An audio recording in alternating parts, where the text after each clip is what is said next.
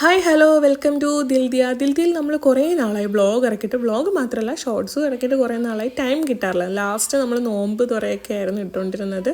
ഇത് വന്നിട്ട് കൊച്ചി ഇൻ്റർനാഷണൽ എയർപോർട്ടാണ്. നമ്മൾ എങ്ങോട്ടാണ് പോകുന്നതെന്ന് വെച്ചാൽ ഒരു ലക്ഷദ്വീപ് ട്രിപ്പാണ്.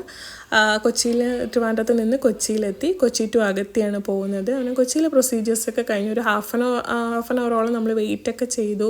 അതിനുശേഷം ഫ്ലൈറ്റ് വന്നു, നേരെ അഗത്തിയിലെത്തി. ഇത് അഗത്തി എയർപോർട്ടാണ് കേട്ടോ. ഇത്രയും ചെറിയ എയർപോർട്ടാണ്. നമ്മുടെയൊക്കെ എയർപോർട്ട് വെച്ച് നോക്കുമ്പോൾ ചെറിയൊരു സിമ്പിളായിട്ടുള്ള എയർപോർട്ടാണ്. പിന്നെ അതുപോലെ തന്നെ ഇവിടുത്തെ പ്രൊസീജിയർ ഒരു 5 മിനിറ്റിനുള്ളിൽ തന്നെ കഴിഞ്ഞ് നമ്മൾ പുറത്തിറങ്ങുമ്പോൾ കാണുന്നതാണ് ഒരു കാഴ്ച. ഐ ലവ് അഗത്തി എന്നൊക്കെ പറഞ്ഞിട്ട് ആ ഒരു ബ്ലൂ കളർ ബീച്ചും കാര്യങ്ങളൊക്കെ കാണുമ്പോൾ തന്നെ നമുക്ക് അത്രയും സന്തോഷം തോന്നും.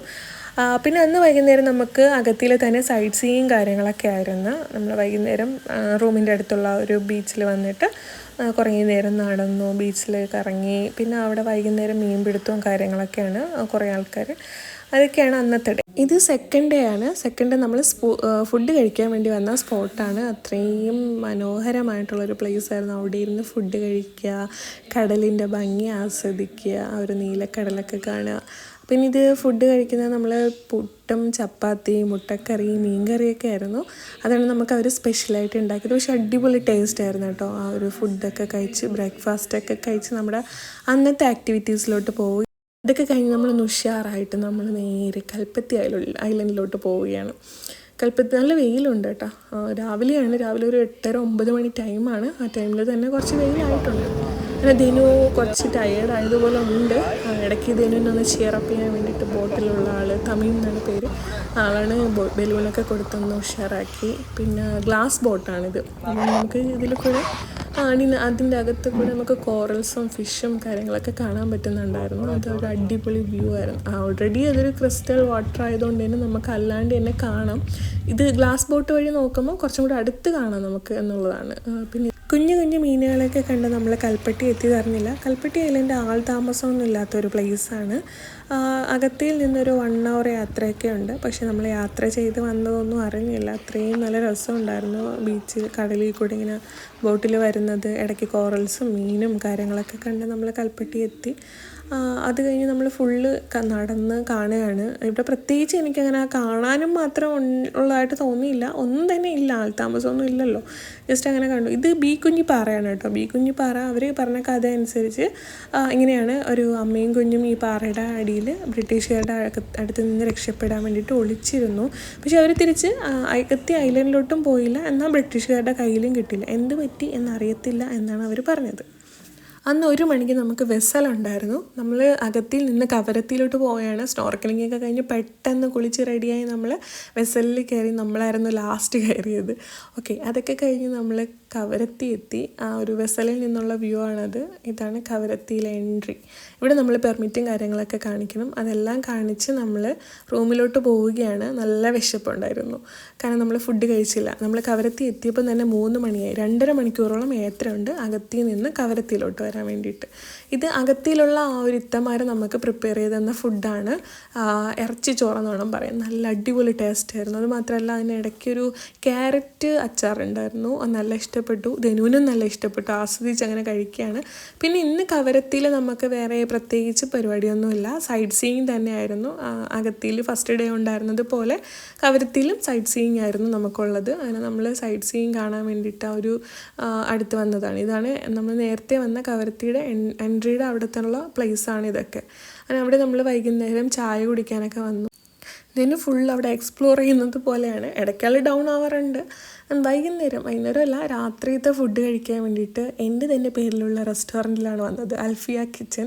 അവരൊരു 2 weeks മുന്നേ അവിടെ കവരത്തിയിൽ തുടങ്ങിയതാണ്. ആലുവ എന്നുള്ള ഒരാളാണ് ആ ഒരു റെസ്റ്റോറൻറ്റ് നടത്തുന്നത്. അവരുടെ സ്ഥലം അവരുടെ അല്ല, പക്ഷെ അവർക്ക് റെസ്റ്റോറൻറ്റ് തുടങ്ങാൻ വേണ്ടിയിട്ട് കൊടുത്തു. അങ്ങനെ പറ്റത്തുള്ളൂ. നമുക്ക് സ്വന്തമായിട്ട് വസ്തു ഒന്നും വാങ്ങാൻ വേണ്ടി പറ്റത്തില്ല. അവരുടെ ലക്ഷദ്വീപിലുള്ള ആൾക്കാരുടെ വസ്തുവിൽ നമുക്ക് ബിസിനസ് ചെയ്യാം എന്നുള്ളതാണ്. ഓക്കെ, ഇത് നമ്മുടെ റൂം വ്യൂ ആണ്. റൂം ടൂർ എന്നൊക്കെ പറയാം. നമ്മൾ ആ കവരത്തിയിൽ സ്റ്റേ ചെയ്യുന്ന ഒരു പ്ലേസാണിത്. നല്ല അടിപൊളി ബാത്റൂമൊക്കെ നല്ല ക്ലീൻ ആയിരുന്നു. അതാണ് ഞാൻ ഇത്രയും കാണിക്കുന്നത്. കുറേ കാര്യങ്ങൾ ഞാൻ എടുത്തിട്ടില്ല വീഡിയോ. ഇത് വന്നിട്ട് നെക്സ്റ്റ് ഡേ ആണ്. നെക്സ്റ്റ് ഡേ നമ്മൾ ബ്രേക്ക്ഫാസ്റ്റ് കഴിക്കുന്നതാണ്. പിന്നെ ധനുവിന് ഫുഡൊക്കെ ഉണ്ടാക്കാനുള്ള പ്ലേസ് ഉണ്ട് കേട്ടോ. ഇതിൻ്റെ ഓണറിൻ്റെ വീട് താഴെയാണ്. അതിൻ്റെ താഴെ തന്നെ നമുക്ക് കിച്ചണുണ്ട്. വേണമെങ്കിൽ നമുക്ക് ഫുഡൊക്കെ പ്രിപ്പയർ ചെയ്ത് കഴിക്കാം. രാവിലെ ഞാൻ ചായയൊക്കെ ഇട്ട് കുടിച്ചായിരുന്നു. പിന്നെ അതുപോലെ ധനുവിന് ഫുഡ് ഉണ്ടാക്കി കൊടുത്തു. ധനു എന്തായാലും ദോശയും അതൊന്നും കഴിക്കില്ല. ധനുവിന് നമ്മൾ റാഗിയും ബനാന പൗഡറൊക്കെയാണ്, അതൊക്കെ ഞാൻ കൊണ്ടുവന്നിട്ടുണ്ടായിരുന്നു. അങ്ങനെ അതൊക്കെ കൊടുത്തു. ഇത് നമ്മുടെ റൂമിൽ നിന്നുള്ള വ്യൂ ആണ്. അത് കഴിഞ്ഞ് നമ്മൾ അന്നത്തെ പരിപാടി എന്ന് പറയുമ്പം എഗെയിൻ സ്നോർക്കിലിങ്ങും കയാക്കിങ്ങുമാണ്. കവരത്തിയിലുള്ള ആക്ടിവിറ്റിയാണ് സ്നോർക്കിലിങ്ങും കയാക്കിങ്ങും. അപ്പം നല്ല ക്ലൗഡി വെതറായിരുന്നു, വലിയ ചൂടൊന്നുമില്ല.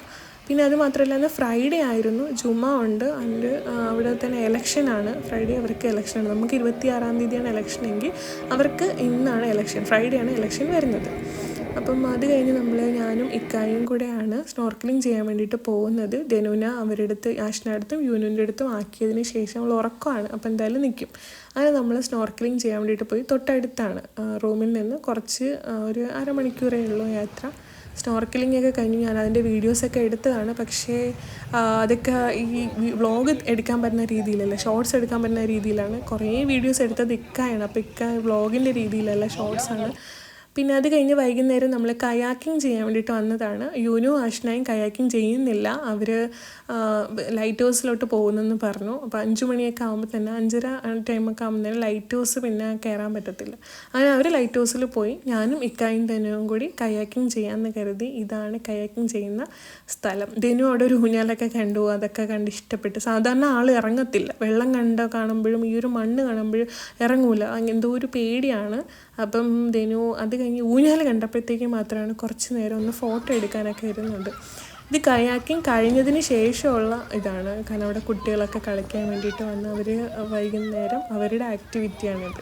അങ്ങനെ നമ്മൾ സൺസെറ്റൊക്കെ കഴിഞ്ഞ് കയാക്കിങ് കഴിഞ്ഞ് സൺസെറ്റൊക്കെ കഴിഞ്ഞ് നമ്മൾ റൂമിലോട്ട് പോവുകയാണ്. ധനു നല്ല രീതിയിൽ എൻജോയ് ചെയ്ത്. ചെറിയ പേടിയൊക്കെ ഉണ്ടായിരുന്ന ധനു കുറച്ചൊന്ന് ഇറങ്ങിക്കഴിഞ്ഞപ്പോഴത്തേക്കും പിന്നെ ഫുൾ ഓൺ ഫുൾ പവർ എന്ന് വേണം പറയാൻ. അങ്ങനെ ഫുൾ ആക്റ്റീവായിരുന്നു. അതൊക്കെ കഴിഞ്ഞ് നമ്മൾ റൂമിലെത്തി. അറബിക്കടലിൽ പവിയ പുറ്റുകളായി പൊന്തി വിടർന്ന അലയടിതാലോടിച്ചൊരു നാട് ബംഗാരം. കടലിൽ വെച്ച ദ്വീപുകളിൽ വച്ചേറ്റം സുന്ദരിയായി കന്യകയായി വിളയാടും നാട് ബംഗാരം. ബംഗാരം സോങ്ങൊക്കെ നമ്മൾ ആ ഒരു ഓട്ടോയിലുള്ള ആൾ പാടിയതാണ്. ബംഗാരത്തിനെ പറ്റിയിട്ട് അത്രയും മനോഹരമായിട്ടുള്ള പ്ലേസ് എന്നാണ് അവർ പറയുന്നത്.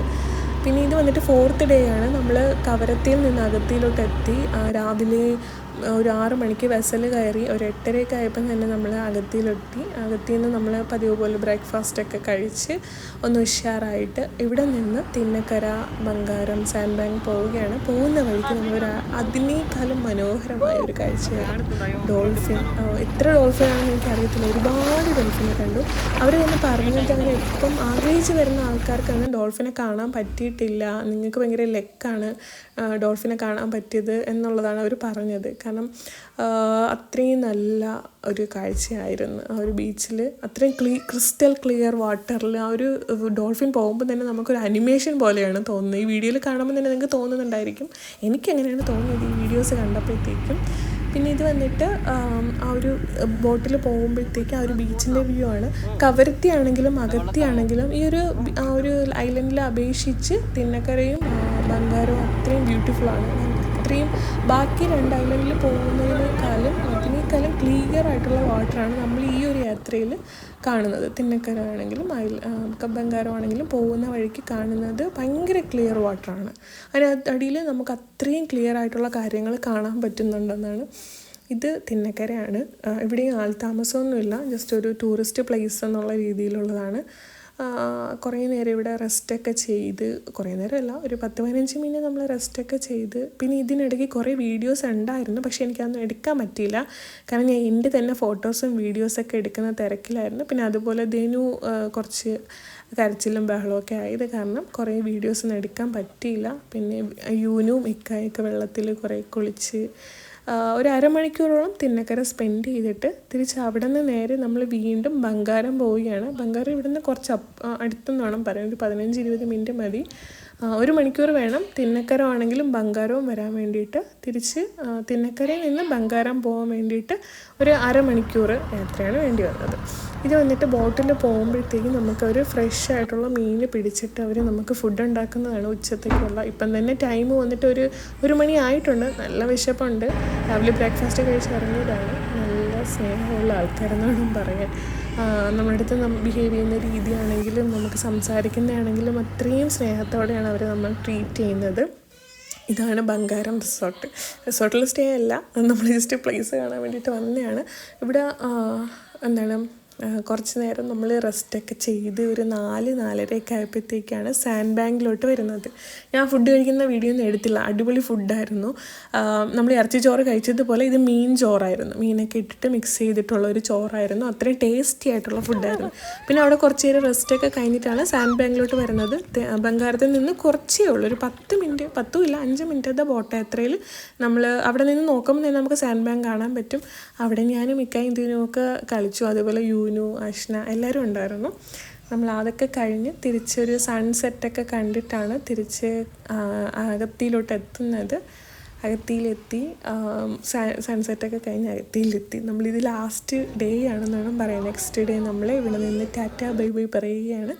അതുപോലെ അഗത്തി എയർപോർട്ടിലെത്തി നമ്മൾ പെർമിറ്റും കാര്യങ്ങളൊക്കെ കാണിച്ച് തിരിച്ച് കൊച്ചിയിലോട്ട് പോകുന്നു. ഇതിനിടയ്ക്ക് ദീനു കുറച്ച് അരുമ്പായത് കാരണം അവർക്ക് അവിടെ നിന്നൊരു ഓഫീസർ അവർക്ക് ബലൂണും കാര്യങ്ങളൊക്കെ കൊടുത്തു. കുറച്ച് നേരം വെയിറ്റ് ചെയ്യേണ്ടി വന്നു. അത് കഴിഞ്ഞ് നമ്മുടെ ഫ്ലൈറ്റ് വന്ന് അവിടെ നിന്ന് നേരെ നമ്മൾ ആ ഒരു മനോഹരമായ പ്ലേസിൽ നിന്നും യാത്ര പറഞ്ഞു. എനിക്ക് പേഴ്സണലി കവരത്തിയേക്കാളും അഗത്തിയാണ് കൂടുതൽ ഇഷ്ടപ്പെട്ടത്. കാരണം എനിക്കവിടെ ഉള്ള ആൾക്കാർ കുറച്ചും കൂടെ സ്നേഹമുള്ള ആൾക്കാരായിട്ട് തോന്നി. തിരിച്ച് നമ്മൾ ലഗേജൊക്കെ എടുത്ത് കൊച്ചിയിൽ എയർപോർട്ടിലെത്തി. ലഗേജൊക്കെ എടുത്ത് നാട്ടിലോട്ട് പോവുകയാണ്. ട്രിവാൻഡ്രത്ത് വണ്ടി പാർക്ക് ചെയ്തിരുന്ന സ്ഥലത്തിലോട്ട് പോയി നമ്മൾ ലഗേജൊക്കെ വെച്ച് തിരിച്ച് നമ്മൾ ട്രിവാൻഡ്രത്ത് പോവുകയാണ്. അങ്ങനെ നമ്മുടെ ഈ ഒരു വ്ളോഗ് ഇഷ്ടപ്പെട്ട് കഴിഞ്ഞാൽ ലൈക്ക് ചെയ്യണം, ഷെയർ ചെയ്യണം, സബ്സ്ക്രൈബ്